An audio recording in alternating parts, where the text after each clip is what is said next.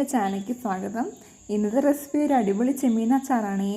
അതിനായി ആവശ്യത്തിന് മുളക് പൊടി, 1/4 കിലോ വെളുത്തുള്ളി, 1/2 കിലോ ചെമ്മീൻ, ഇഞ്ചി, കായം. ആദ്യം ഒരു ബൗളിലോട്ട് ചെമ്മീനും 1 ടീസ്പൂൺ മുളക് പൊടിയും 1 ടീസ്പൂൺ മഞ്ഞൾപ്പൊടിയും ആവശ്യത്തിന് ഉപ്പും ചേർത്ത് ഒന്ന് മാറ്റി വയ്ക്കുക.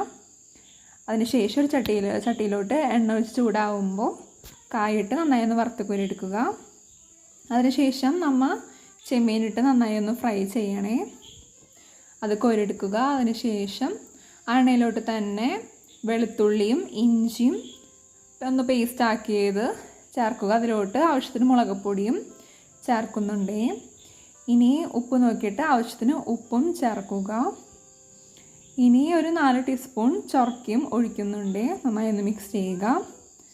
ഇനി നമ്മുടെ മെയിൻ തരമായ ചെമ്മീൻ ഫ്രൈ ആണ് ഇടുന്നത്.